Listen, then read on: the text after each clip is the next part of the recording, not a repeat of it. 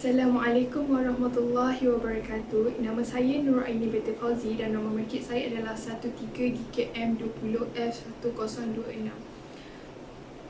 Jadi hari ini saya akan menerangkan tentang bahaya rokok dari segi perspektif sains. Dari segi sains, rokok boleh mengakibatkan kesan buruk terhadap otak kita, seperti penurunan fungsi kognitif ataupun dikenali sebagai kemampuan kita untuk berfikir, memproses maklumat dan mengingati memori menjadi merosak. Malah, rokok juga boleh mengakibatkan kanser seperti kanser pankreas, kanser mulut dan kanser esofagus. Selain itu, rokok juga boleh mengakibatkan penyakit hati. Hal ini kerana hati kita berfungsi untuk membuang toksin dalam darah, tetapi jika kita merokok, ia boleh mengakibatkan hati kita hilang fungsinya. Tambahan lagi, rokok juga boleh mengakibatkan pedih hulu hati, iaitu kelemahan injak bahagian atas perut ataupun dikenali sebagai lower esophageal sphincter. Sekian saja daripada saya. Terima kasih. Assalamualaikum warahmatullahi wabarakatuh. Nama saya Nofatini binti Kamrudin dan nama market saya adalah 13GKM20F1006. Jadi pada hari ini saya akan membentangkan bahayanya rokok dari segi saintifik. Terdapat dua jenis penyakit paru-paru iaitu emphysema dan bronkitis kronik. Ia mempunyai sebab yang tertentu. Pertama adalah emphysema. Emphysema merupakan penyakit sesak nafas. Semakin banyak seorang perokok menghisap rokok, jadi semakin tinggi peratusan untuk terkena penyakit ini. Jadi seperti kita ketahui bahawa merokok menyebabkan kerosakan kantung udara di alveoli yang penting bagi pertukaran gas oksigen karbon monoksida di dalam darah dan paru-paru. Yang kedua adalah bronkitis kronik, iaitu merupakan sekatan pulmonari kronik, iaitu penyakit kronik paru-paru. Jadi di dalam global ini terdapat 64 juta yang mengalami penyakit ini, manakala 3 juta lagi telah meninggal dunia. Ia merupakan kategori yang sama seperti emphysema, tetapi bronkitis kronik ini dia disebabkan oleh jangkitan dan tabiat yang suka sangat merokok. Selain itu, bahayanya rokok dari segi saintifik adalah stroke. Stroke adalah mengakibatkan bahan kimia yang dilepaskan oleh asap rokok yang menyebabkan organ-organ dalam dalaman rosak. Terjadinya stroke adalah disebabkan bahan kandungan yang berbahaya yang berada dalam rokok, iaitu nikotin. Nikotin itu adalah merosakkan saluran darah. Jadi saluran darah itu akan menjadi tebal dan sempit dan menyebabkan darah itu sukar untuk dilalui. Jadi seperti kita ketahui bahawa stroke menyebabkan saluran darah yang tersumbat dalam otak dan boleh juga menyebabkan separuh lumpuh dan kematian. Itu sahaja daripada saya. Sekian, terima kasih. Assalamualaikum warahmatullahi wabarakatuh. Nama saya Aimi Atira binti Mat Azam dan nombor pendaftaran saya 13TKM20L1018. Seterusnya saya akan menerangkan kesan keburukan daripada merokok dari segi agama Islam. Kesan keburukan yang pertama adalah akan merosakkan alam sekitar, di mana asap-asap rokok yang mengandungi bahan-bahan bahaya akan tersebar di udara. Dan selain itu, orang lain juga akan terkena akan kesan keburukan merokok itu sendiri. Seterusnya, rokok merupakan bahan yang kotor.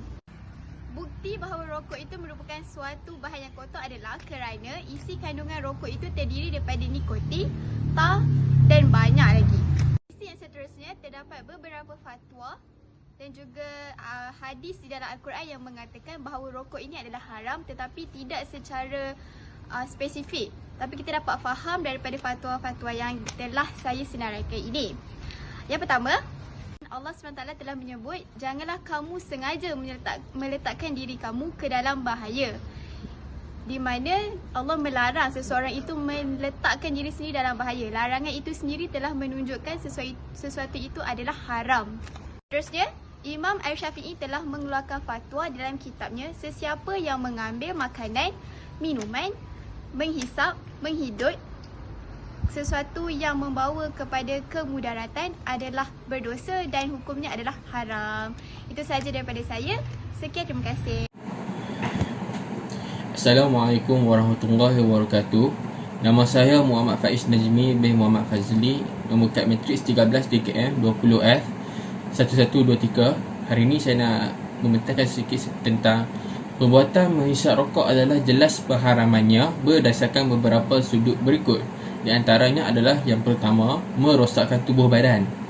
Di dalam Al-Quran, Allah SWT menyatakan bahawa haram mencampakkan diri dalam kebinasaan. Perbuatan menghisap rokok termasuk dalam perkara yang membinasakan diri seseorang. Islam juga mengatakan merokok ialah salah satu bentuk kemudaratan dan membalas kemudaratan kepada orang lain. Islam menafikan kesemua bentuk kemudaratan dalam setiap aspek dan sudut, termasuklah mudarat yang terhasil dari perbuatan menghisap rokok kepada kesihatan dirinya dan juga kesan buruk yang diterima oleh orang sekelilingnya. Yang kedua, merokok juga adalah suatu bentuk pembaziran. Perbuatan menghisap rokok termasuk dalam perbuatan membazir. Firman Allah Subhanahu Wa Taala, janganlah kamu membazir, kerana membazir itu adalah merupakan amalan syaitan. Membazir adalah membelanjakan rezeki Allah Subhanahu Wa Taala ke jalan maksiat. Perbuatan merokok juga merupakan salah satu bentuk maksiat, maka membelinya dianggap suatu pembaziran. Terima kasih. Assalamualaikum warahmatullahi wabarakatuh. Saya akan menerangkan maksud kaedah fiqh. Ditakrif sebagai hukum syarak yang secara keseluruhannya merangkumi pelbagai masalah hukum fiqh. Seterusnya, saya akan mengulas tentang kaedah fiqh yang berkaitan dengan tajuk tugasan yang telah diberikan kepada kumpulan saya, iaitu bahaya merokok. Ma adya ilal harami fahuwa harama, yang bermaksud sesuatu yang membawa atau menuju kepada perkara yang haram juga dihukumkan sebagai haram. Kaedah ini merupakan kaedah syarak umum yang digunakan terutamanya dalam kaedah sad zara'i. Kaedah ini menggambarkan setiap wasilah sesuatu penghubung itu membawa kepada hukum maqasid, iaitu yang dihubung. Oleh itu, setiap yang menjerumus kepada perkara haram, perkara itu juga dihukumkan sebagai haram. Disebabkan itu, kaedah ini terpakai kepada sesiapa sahaja yang terlibat secara langsung atau tidak langsung dalam hal yang berkaitan rokok seperti menjual dan mengedarnya. Ini kerana hukumnya sama sahaja dengan yang menghisap rokok itu, atau dalam kaedah fiqh yang lain juga disebut sebagai al-tabi-tabi, yang bermaksud yang mengikut adalah sama hukumnya dengan yang diikuti atau yang bersekongkol dalam sesuatu perkara. Sekian, itu sahaja daripada saya, dan seterusnya saudara saya iaitu Muhammad Azwan Afiq akan menyambung ulasan tentang kaedah fiqh yang seterusnya. Assalamualaikum warahmatullahi wabarakatuh. Saya Muhammad Hazwan Afiq bin Kamaluddin. Nombor matrik saya 13 DKM 20F 1115. Di sini saya ada sebuah hadis yang menerangkan kaedah fiqh yang berbunyi la darrara wa la dirara. Maksudnya, tidak ada sebarang mudarat dan tidak ada juga perbuatan membalas kemudaratan. Hadis riwayat Imam Malik.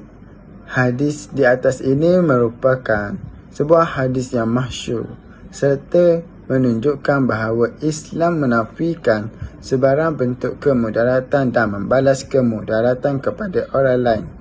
Dari sudut usul fiqh, ada sebuah kaedah yang menyebut kaedah ini berasal daripada hadis sallallahu alaihi wasallam yang dijadikan sumber bagi kaedah asasiyah, iaitu kaedah al-qara yuzal, yang bermaksud kemudaratan harus dihilangkan.